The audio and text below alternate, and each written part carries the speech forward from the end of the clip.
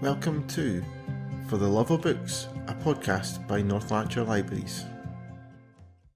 Hi everyone, welcome back to the North Lanarkshire Libraries podcast For the Love of Books. My name is Chris Wilson, the E-Services Librarian, and I have got a very interesting episode for you guys to kick off a new season for us with the podcast, and it is we're going to discover where Drew disappeared to, because Drew was our librarian at Airdrie Library and he has taken up a new role within North Lanarkshire Council, and he is working on a really interesting project with one of our partner organisations within the council, Summerlee Museum, and they have got a massive project going on about a kind of whole kind of redevelopment basically of the site, and it's kind of called Summerlee New Stories, New Audiences, Better Lives.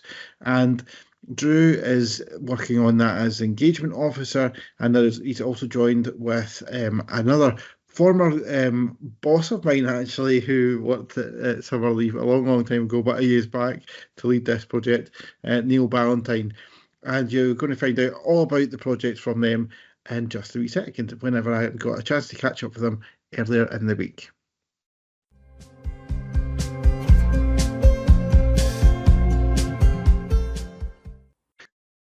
Hi guys, thank you for joining me on the podcast today. Firstly, I thought we'd go to you, Drew, to start off with. You obviously used to work with us in libraries, and then you decided to disappear to the museum sector with Summerlee on an exciting project, which is obviously Summerlee's quite a close partner to us in the library service. And what's the crossover been like for you to move into your new role? Yeah, hi Chris, thank you. It's lovely to be back, and it's lovely to be back on the podcast in a new role and with a new post. Closely related to libraries, but slightly different. As you say, I'm now at Summerlee, and my role is the Project Engagement Officer on the exciting new Summerlee New Stories, New Audiences, Better Lives redevelopment project. We'll talk a bit about the project, I'm sure, as we go through our podcast today, but the role it's been hugely exciting, changing over, very, very closely related to libraries in the sense that working closely with people, working closely with the public, working closely with organisations who have a real interest in the museum, similarly organisations that have a real interest in wider culture, which includes the libraries in North Lanarkshire. So for me, it's really the best of both worlds in that I get to expand my horizons into new sort of professional areas, but at the same time be able to come back and very much still work closely with our colleagues in libraries. So it's a wonderful thing to be able to do, and it's a wonderful opportunity to be able to come back to libraries and speak about my new role, and particularly about our new and exciting project that we've got on the go down at Summerlee just now. Fantastic. And Neil, this isn't your first involvement with Summerlee, this project either. I remember a long time ago, I used to work at Summerlee as a visitor assistant, and you were my manager a long time ago. Now, it must be about 14 years ago or something like that, at least. What was it that kind of attracted you to come back to Summerlee after all these years? I suppose, I mean, you're right. I was the manager here up until 2008, and before that, I was a curator in North Lanarkshire for 7 years. And before that, Chris, I also worked in Motherwell District as a heritage assistant in the library service back then. So I moved on to Glasgow to the museums there, but I suppose there were two real reasons for coming back.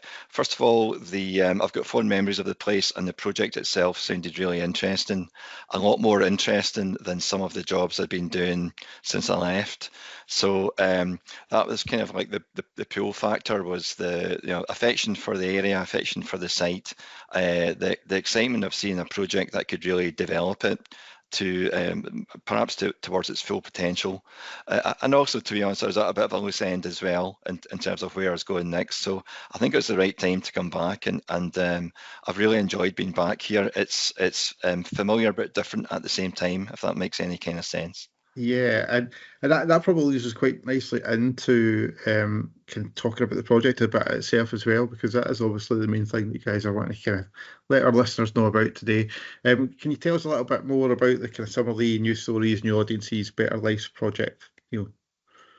Yeah, our project is a hugely exciting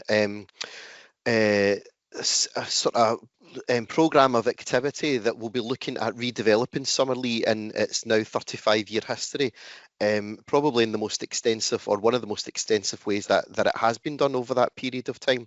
The project is at the moment very generously supported by the National Lottery's Heritage Lottery Fund, and we are working through our stage 2 feasibility and research on a project which will see Summerlee greatly expand its offer, greatly expand the stories that it can tell, greatly expand the facilities and the services that it has, and greatly expand its ability to engage with much wider groups of audiences, of partners, of visitors, and essentially just hugely redevelop what the museum is and what the museum tells and the stories that it speaks to and the communities that it works with. So we have a range of interventions and a range of plans that we have for the museum, which are large scale and quite exciting. It's something that we're really excited about. And as I say, with our partners in the Heritage Lottery Fund, we're working through the feasibility and the research along these lines just now. So it's something that we're desperate to talk about, and we do at every opportunity, and we have been doing over the last few weeks. So, can we walk through some of the interventions that we have and some of the plans that we have? Would that be okay? Yeah. Okay, Definitely. so yeah, thank you. So Neil will kind of be able to explain most of these better than I will, but there's 5 main plans that we have for the site. And the first of these is a greatly expanded miners' village. Now, the most important and one of the most popular sites currently in Summerlee is our miners' cottages, which, as you may know, and the listeners may know, have a range of cottages depicting miners' housing throughout the ages in various decades. And you can go in and visit, and you can go in and see how it would have been like to live in, from 1910s, 1960s, 1980s, that kind of thing. One of our key interventions for this project is to develop a miners' village, which will hugely expand this already really popular attraction and tell new stories and have new facilities and new areas for our visitors to explore as we go through. Yeah, it sounds really fantastic. And I know that obviously the Miners' Row Cottages is a kind of major part of the museum as it currently is. And I think that that expansion of it will kind of make it really an interesting feature if that does take off. Yeah. Sorry, Neil. It's quite a major expansion as well. So we're looking at up to 20 shops or houses being added to what we already have. Yeah, and a lot of those shops will be, areas you can come into. So, for example, there might be a toy shop that you can come into and see different toys from different periods. The main time period we're looking at is end of Second World War up to the 1990s. So that kind of takes in that period of time when a lot of the heavy industries like coal mining, steelworking were either dying out or were in serious decline. So that's a story we don't really tell much at Summerlee, but I think from the visitor's point of view, there'll be the opportunity to go into things like, for example, we might have a chip shop. If you can come in and buy your own fish and chips, there might be a pub, there might be a hairdresser's. These are some of the things that we're looking at just now, and there's an opportunity for people to tell us out of the, I think, 28 or so options that we've already heard about or have on the table, which ones would people like to see the most. So people can get involved by voting for their favourites at the moment. The other big part for me is a miners' welfare hall. So that'll be like a community facility where you can do everything from concerts and dances to hiring it out for your birthday party or your retirement bash. Also, it's a great indoor facility for this part of the site where you can do lots of group activities indoors away from some of our not so nice weather over the winter. Fantastic. And another couple of interventions that are absolutely critical to the process as well is we are looking at hugely expanding our learning landscape. Currently, there are some lovely and wonderful areas of Summerlee which maybe not have sees as many visitors to them as we would hope. So we are looking at redesigning these areas and redesigning how our visitors walk through these areas, and particularly redesigning how our visitors interact with the nature that's grown up over Summerlee over the past several decades. A key theme of our project is nature reclaiming a former heavy industrial site So our learning landscape is something that we're very, very excited about, that it's going to mean that our visitors can learn more about this and can see how these changes have been for the better, and how these changes have affected our local communities. The final two of our key interventions are bigger in scale in terms of the infrastructure. We currently have the Boathouse, which was a building that came from the Glasgow Garden Festival in 1988. And one of our key plans with our new project is to redevelop this facility into an arts and a creative hub. It sits in a very, very quiet, natural part of the site at the moment, beside the canal, with the ducks and the swans all swimming past. And we see that as an absolutely key and critical part of our plans, and something that is really, really exciting. And the final of the 5 key interventions is a bespoke learning centre, which we are looking to build around about the present Ironworks building of Summerlee, which will be a facility for our partners, for our groups, for our visitors to be able to use in new educational ways. Part of our early research has shown that we at Summerlee simply do not have enough space to cope with the demand for educational resources that we have. So things like class visits, after school groups, all of these kind of things, we would be able to do much, much more in terms of this if we have expanded and more bespoke space. So a key part of our plans for the project is to introduce this with our new learning centre. Yeah, that all sounds fantastic, and one of the things that I think it's a great kind of link between libraries and museums is the fact that obviously libraries is all about stories, and there's stories on all of our shelves, and museums can do that in a bit of a different way by telling kind of the stories of real people's lives and history through displays and stuff like that. And that's one of the great things I think about Summerlee itself. It's always done that really, really well up to this point, and this project really sounds as if it's going to kind of really expand on that through those key interventions quite dramatically, I think. That's correct, yeah. And one of the aspects of the project that we'll be looking to do is to gather people's memories. So that kind of period, from the late 40s up until the 1990s is a period of time when a lot of people still alive will remember either their childhood or when they were young men or women. There's areas that we are thinking of doing. So, for example, one of the shops could be a recreation of the White House in Kilsyth that sold clothing for men, women, and kids. So part of it could be asking people, what are your memories of the White House? Did you shop there? What do you remember of it? What do you remember of? Did you work there?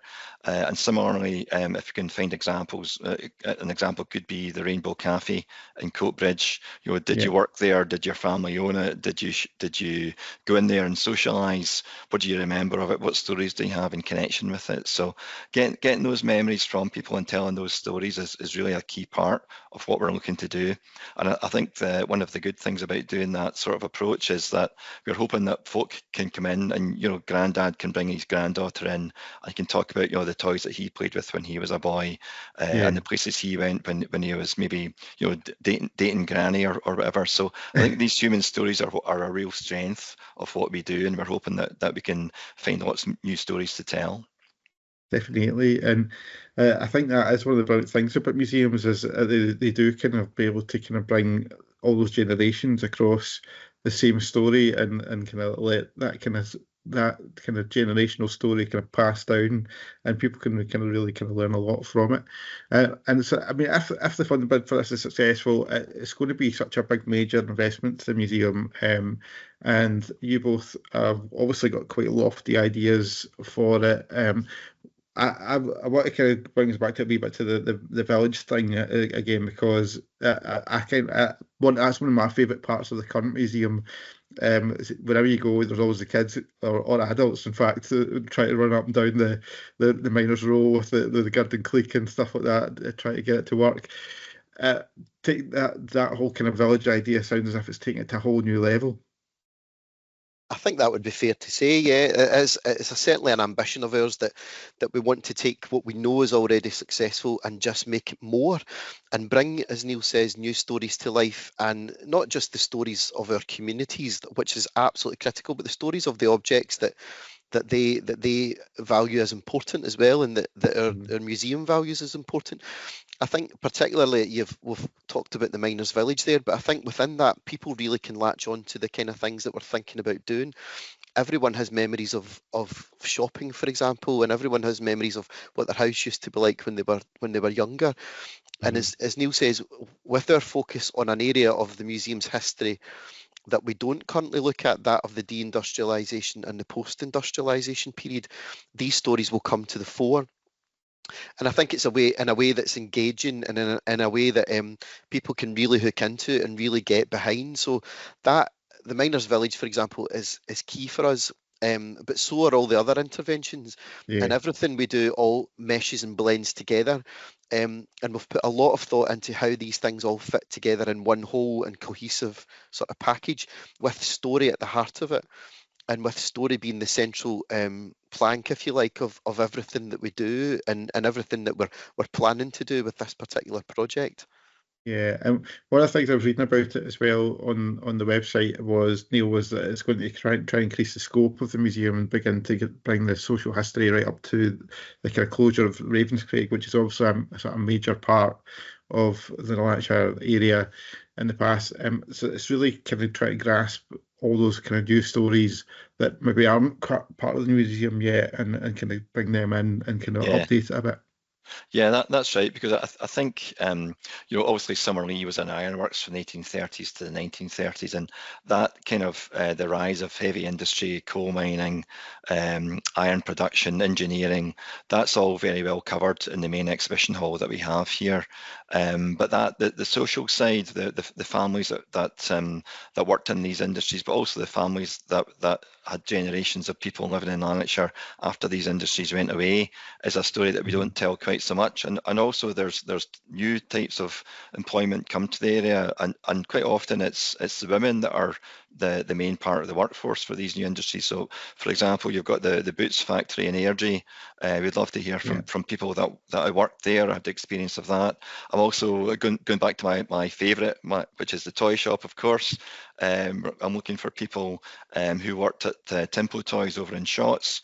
So, for example, that's great because it's toys that kids played with and will have fond memories of. There's collectors out there that are very, very passionate about gathering up their Tempo toys, but also it's an employer, and it's an employer for a large number of women in particular. So we can get that story as well of how working life and home life changed in that period. And there's some fairly major changes if you think about it, coming in from the rise of the National Health Service to the things like there's conflicts, wars, but also more importantly, how did people's lives change? Who were the communities that came to live here in that time period and continue to make Lanarkshire their home? These are the sort of people that we want to hear from, and these are the sort of stories that we want to tell. Yeah, and there's lots to explore amongst that. Like there's like you say, there's such a wide kind of varying different kind of places and sets of people that have kind of grown up in the area over time. So there'll be lots and lots of stuff that will be really interesting to be able to kind of curate and get into the museum and have as part of the displays and this new project, I would imagine. Drew, am I right in thinking though that it's the project isn't all just about the staff that are working there just now, the curators and all that sort of stuff? It's you are really looking to try and get the Lanarkshire community to get involved and help you guys shape the direction of the project and the stories that are included and incorporated into it. Is that right? Yeah, that's absolutely critical, Chris. It's we very much, and the absolute central premise of the whole project is that this is a community project, and it's a project for everyone, much as Summerlee is for everyone. We have a very, very strong core group of key partners already committed to the museum, from the voluntary sector, from local colleges, from partners within other kind of services. There are loads of people very, very excited about this, and it's something that we put great store by. Also, our communities will play a critical part in this, both in having their say on the kind of things that we should do, but also having their say on the kind of directions that the project should go in. As Neil had said earlier on, we are currently surveying our audiences on exactly what should go into our miners village, and very, very soon that survey will be expanded out even further again. It's been hugely successful so far. Our visitors have come up with some ideas that we would never even have thought of, that we are considering hugely, and have had a great input already. So yes, our partners, our audiences, our visitors, everyone is involved in this project. It's not something that we are doing on our own, it's something that we are all doing together. This co-production, this co-creation, and this participative aspect of our project is the central plank of it. I think that kind of that input from the communities as well is what really kind of helps to make the museums and the stories that are told in them be a kind of real story. I know from having worked at Summerlee for a while, you do get people come in and they do just kind of start telling you that their version of what they lived from the displays that are currently there, which can be kind of sometimes a bit different from what you kind of thought, or you know, and I think that's one of the great things about it, and getting that kind of real story back into the input of the creation of the new displays, I think is probably quite a key thing to making the story feel quite really authentic. I would imagine. Yeah, I think. I would agree, and I was just going to say that, you know, the way that museums operate has changed a lot, even in the last time since you and I worked together, Chris. So for example, I mean, in the days gone by, you'd get somebody like me, a curator, and the view would be, well, you know, I will tell you what I think you need to know about the past, and I will pick the objects, and I will write, you know, the label for each one that will give you the information that I think you need. Whereas nowadays, it's more about working with, say, for example, it's an Asian women's group, and them coming in and asking, right, okay, so well, what stories are you interested in? What would you like to tell? And well, let's have a wee walk around the stores and see if there's something there you want to explore or talk about. And it's very much, you know, the public that shape how these stories are created, and that's basically, for us, it's a great way of doing things, because it does give you insight that perhaps you don't have. And as Andrew Drew was saying, you know, people come in and, you know, you hear these stories from, and sometimes sorry, it was yourself, Chris. You hear these stories and they change your perspective. So we really are keen to hear from people who are interested and who might want to be involved to help us tell these stories, but also to say to us what stories we should actually be putting forward. Yeah, and so what is the best way for anyone to get involved, like in local people or community partners and visitors and things like that? How can they get involved and contribute to the project and to help you guys with that? So at the moment, there's a very, very easy way to do that, and it's to search on the Culture & Ale or the North Lanarkshire websites for Summerlee Project, for Summerlee Redevelopment, and it will link you to our initial survey and our consultation survey, which at the moment is asking the big questions: what kind of things would people want to see? How can we make things better, which our plans are? It's consulting on our ideas, but we really want people's input into that. So that's the best way to do it at the moment. As I say, search the council website or the Culture & Ale website, Summerlee Redevelopment or Summerlee Project. Also to keep an eye on social media, and with the hashtag Summerlee Project. Our ideas will be coming out thick and fast over the next few weeks, and we would value anyone's input and anyone's ideas about what they see as being the best way forward for our plans. We also have a number of volunteering opportunities at the moment. If you're considering volunteering, then that's something we would be very, very glad to hear from you about. And again, if you search through the council's website for volunteering and click on the links there, it will bring you through and give you an idea of the kind of roles that we have available for volunteering at the moment within the project. All hugely exciting, and we welcome every and all of you on the kind of work we're doing just now, because as we're saying, this is a project for everyone, and it's a project where everyone should feel free to be involved and to give their ideas, because Summerlee is for everyone, much the same as our libraries are. So yeah, we're hugely excited about that, and we're hugely excited about giving people the opportunity to have their own say on what we hope to do. Fantastic. And I'll try and find those links, and I'll try and include them in the description for the podcast and things like that as well, for people to kind of hopefully find a wee bit easier too. But I mean, it's quite clear, obviously, that one of the big hopes from this is to really foster that community involvement and to help kind of grow the already fantastic exhibitions and stuff that's already at the Summerlee, and the experience that you get from going to Summerlee. Is it kind of fair to say that's ultimately what you're hoping to achieve with what's going on? Yeah, exactly. As we're both saying, I think that's absolutely critical to it, is to foster what we already really do well, and just to make that bigger. In terms of it's this focus on story, like we've said before today, the focus on story and telling new stories, that will only improve our museum's already much loved offer, and it will only improve the experience that our visitors get from coming to Summerlee, telling these stories that are new, but just as important as the ones that we already do. So for us, that is of primary importance, but it's also really exciting because it helps push the museum beyond what it already is. It's got huge potential to be as good in the future as it is just now. And that's something we're very, very excited to be part of, and very, very excited to be able to work with our communities to make happen. Brilliant. I think the project really sounds really exciting, and I hope you guys manage to kind of really put together all the kind of plans that you've hoping to put together, get as much kind of involvement for the public and stuff like that. I think it'll be a great addition to what is already a fantastic museum already in Lanarkshire. It's a bit of a great gem that I think North Lanarkshire's got with it, with Summerlee, and this project is hopefully only going to enhance it and make it a more fuller and rounder experience in all ways, and kind of incorporate new stories for the future generations to enjoy and discover as well.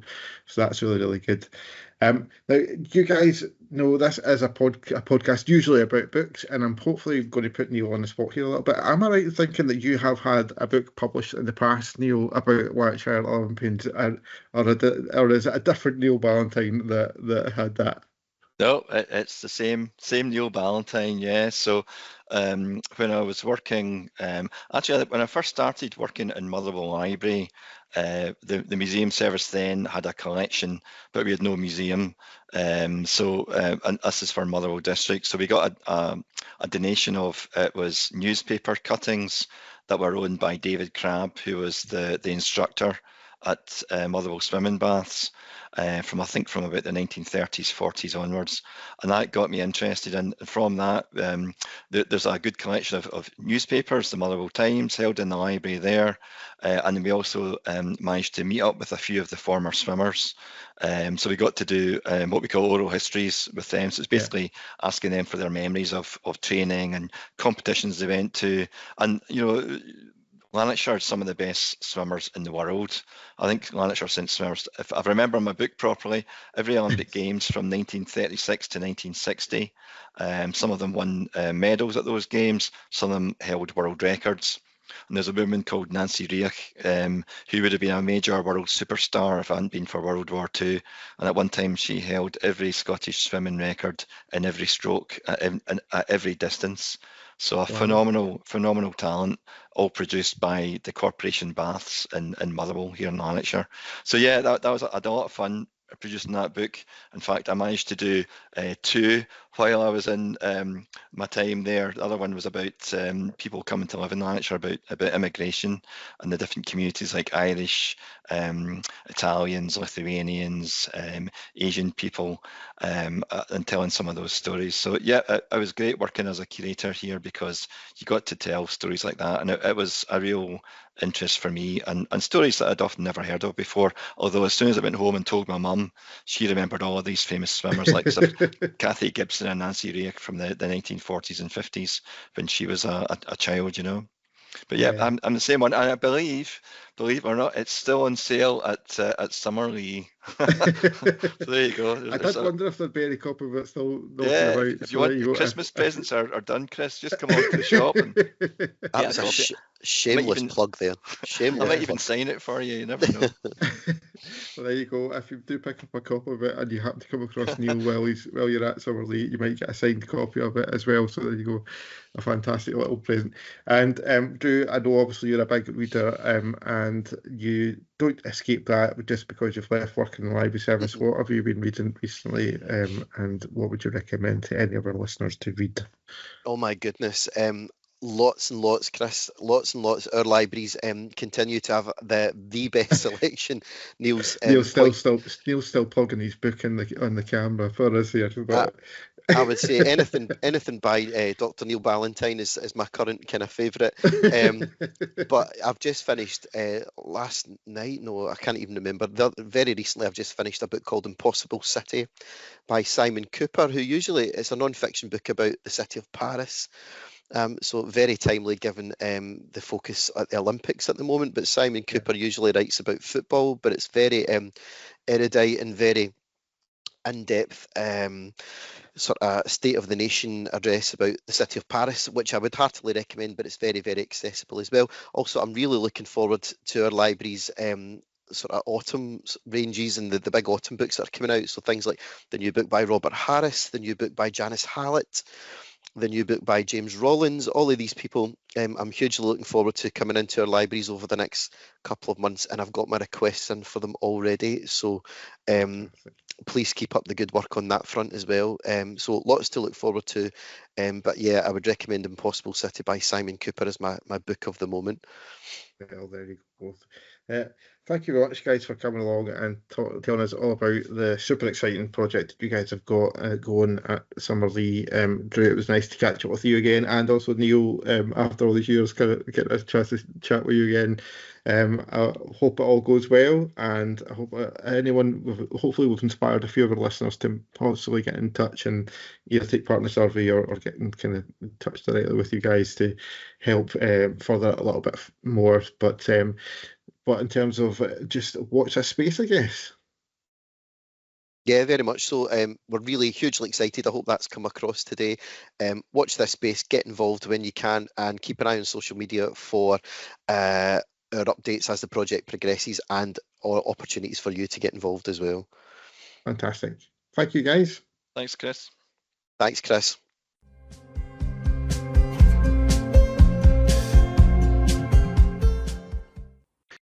So there you go, guys. I think you'll agree that Drew and Neil have got some exciting stuff going on with this project, and hopefully a lot of the plans that they're putting together do come to some kind of fruition at the end. I love the idea that Drew was talking about the potential of having a kind of some sort of library type thing in there. Whether that happens or not, we'll need to wait and see. But it is such a nice wee kind of idea to have that kind of old style bookshop or something like that in there as well. Other than that, though, we've got some a nice kind of wee bit of news for you guys. We've got an exciting couple of dates to put in the diary. We have got an author coming along to both Motherwell Library and Bells Hill Cultural Centre. It is Martin Stepek, who I'm sure the Stepek name will probably ring a few bells with some of our listeners. And he'll be coming to Motherwell Library on Monday the 21st of October at 7 p.m. and to Bells Hill Cultural Centre on the Thursday of that week, the Thursday 24th of October at 7 p.m. So those are both free events, and you can come along to those if you want.